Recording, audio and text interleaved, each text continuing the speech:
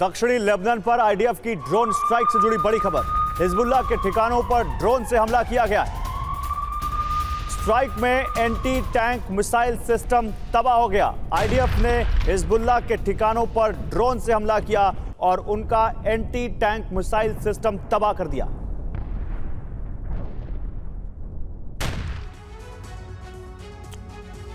तो हमास को तबाह करने के लिए इजराइल लगातार गाजा पर एयर स्ट्राइक कर रहा है, लेकिन इतना काफी नहीं। जब तक ग्राउंड ऑपरेशन शुरू नहीं होता, हमास का पूरी तरह से सफाया बेहद मुश्किल है। इस बीच इजराइल के जेट जब बॉम्ब गिराते हैं, उसमें ज्यादातर बेकसूर मारे जा रहे हैं। अब सवाल उठ रहा है कि क्या गाजा के लोगों की जिंदगी बम बारूद के बीच बीतेगी, या फिर गाजा को लेकर इजराइल और अमेरिका कोई फैसला लेंगे। इस रिपोर्ट में जानिए ग्राउंड ऑपरेशन रुकने से क्यों गाजा पर संकट गहराता जा रहा है। जितनी देर हो रही है, उतना बड़ा खतरा पूरे मिडिल ईस्ट में मंडराने लगा है।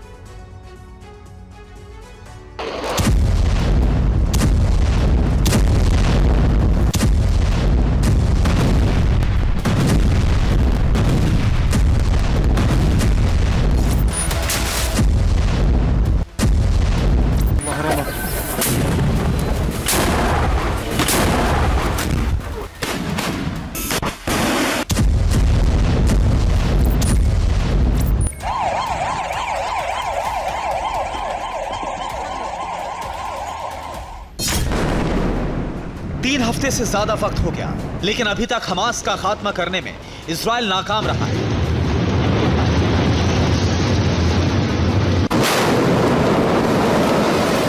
बस इजराइल अभी तक गाजा पट्टी पर एयर स्ट्राइक करके अपनी ताकत दिखा रहा है।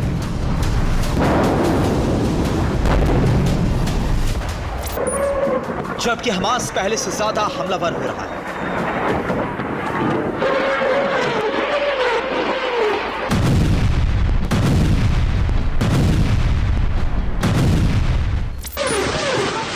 हमास के लड़ाके कहर बरपा रहे हैं।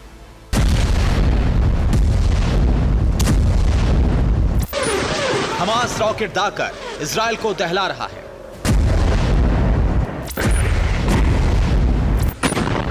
मोर्टार के जरिए भी अटैक किया जा रहा है।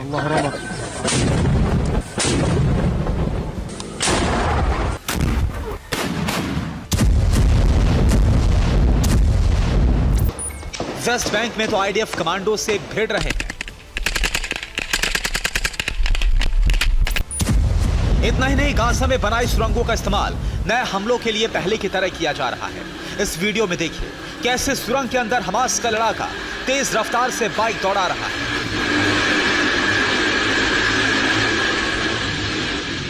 किसी हमले के लिए हथियारों से लैस होकर यह टारगेट की तरफ तेजी के साथ बढ़ रहा है।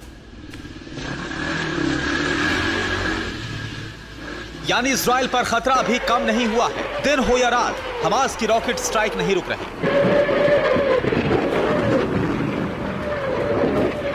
दरअसल हमास के हमलावर होने के पीछे बड़ी वजह है, अभी तक इजराइल का ग्राउंड ऑपरेशन शुरू नहीं हुआ है। इजराइल ग्राउंड अटैक के अंदर जितनी देरी करेगा, हमास को उतना ही ज्यादा फायदा मिलेगा। हमास लगातार अपने आप को और ज्यादा मजबूत करेगा। कहा जा रहा है कि हमास अब 7 अक्टूबर से ज्यादा बड़े हमले को अंजाम देने की फिराक में है। हमास कितना खतरनाक है ये इजराइल जानता है। 7 अक्टूबर को उसके लड़ाके वहशी बन गए। ये उसी को साबित करता एक और वीडियो है जिसे खुद हमास ने जारी किया है। 7 अक्टूबर को हमास लड़ाके गोलियां बरसाते हुए नोवा फेस्टिवल तक जा पहुंचते हैं। उस दौरान जो भी बचकर भागना चाह रहा था, उसे गोलियों से भून दिया।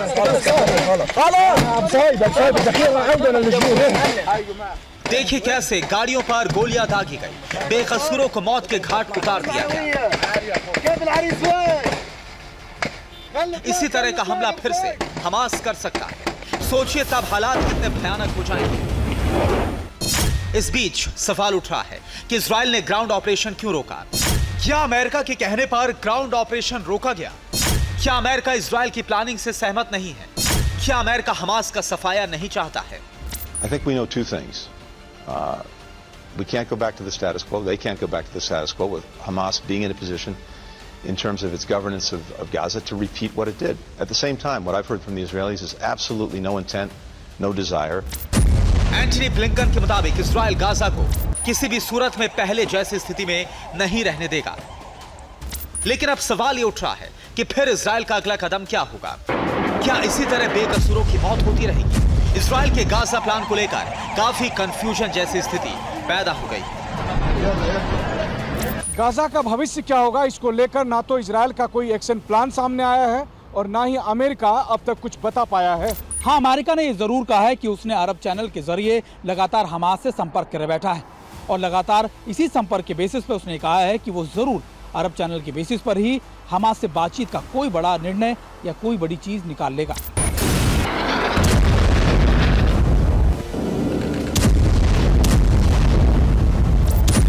अभी तक गाजा के भविष्य को लेकर इजराइल और अमेरिका में सहमति नहीं बन पाई है। यानी जब तक कोई रास्ता नहीं निकलता तब तक ग्राउंड ऑपरेशन रुका रह सकता है।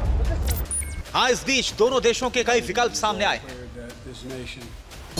जिसके मुताबिक अमेरिका का मानना है अगर हमास को पूरी तरह से खत्म कर दिया गया तो गाजा में प्रशासन कौन संभालेगा? इजराइल पहले कोई प्लान दे, उसके बाद ग्राउंड ऑपरेशन करे। जबकि इजराइल पहले ही गाजा का प्रशासन संभालने से इनकार कर चुका है। ऐसे में गाजा संभालेगा कौन, इस पर संशय बरकरार है। इसके अलावा इजराइल के वॉर प्लान में वो गाजा के इर्द गिर्द 4 किलोमीटर का नो मैंस लैंड बनाना चाहता है, जिससे इजराइल की सुरक्षा और मजबूत हो जाए। लेकिन गाजा का क्या होगा, इस बारे में कोई प्लान नहीं। क्या अरब के देश एक संयुक्त अंतरिम सरकार बनाकर गाजा को अपने नियंत्रण में लेकर हमास को हटाने पर सहमति दे? लेकिन अरब इसके लिए तैयार नहीं है। इसके अलावा अमेरिका का कहना है पीएलए यानी पैलेस्टाइन लिबरेशन आर्मी गाजा को संभाले, लेकिन पीएलए के मुताबिक गाजा में उसे जन समर्थन नहीं है, इसलिए वो संभालने में पीछे हट रहा है। यानी अभी की स्थिति में गाजा के मुस्तकबिल को लेकर सिर्फ कयासों का बाजार ही गर्म है, कोई पुख्ता प्लान किसी के पास नहीं। ऐसी स्थिति में अमेरिका को डर है कि अगर हमास का पूरी तरह से सफाया करने के लिए इजरायली सेना ने ग्राउंड ऑपरेशन शुरू कर दिया तो इजराइल यूक्रेन की तरह लंबी जंग में फंस सकता है। इससे इजराइल को बड़ा नुकसान होगा और गाजा के लोग सड़क पर उतरेंगे, जिससे इजराइल के खिलाफ विरोध का ज्वालामुखी फट सकता है। इसके अलावा ग्राउंड ऑपरेशन से गाजा के लोगों और इजरायली सेना में कैजुअलिटी बढ़ेगी, जंग भीषण होगी, पूरा अरब जलने लगेगा, जिससे अमेरिका की नाकामी सामने आएगी, जो उसकी साख पर एक दाग की तरह होगा।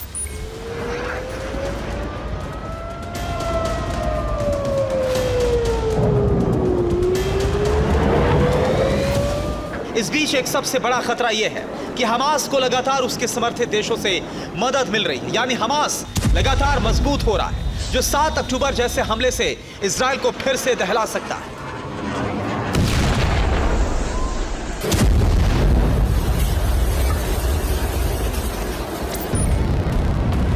हमास का मंसूबा है कि अगर इजराइल अभी ग्राउंड ऑपरेशन शुरू कर देता है तो गाजा में बेकसूर लोगों की मौत का आंकड़ा बढ़ सकता है।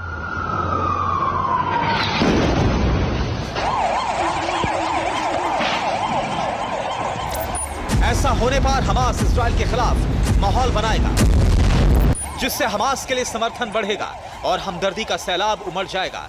उस हालात में ऐसा ना हो इजराइल को बैकफुट पर आना पड़े और अमेरिका भी गाजा पर उसकी बढ़त को बनाए रखने में हाथ खड़े कर दे। ब्यूरो रिपोर्ट, TV9 भारत पर।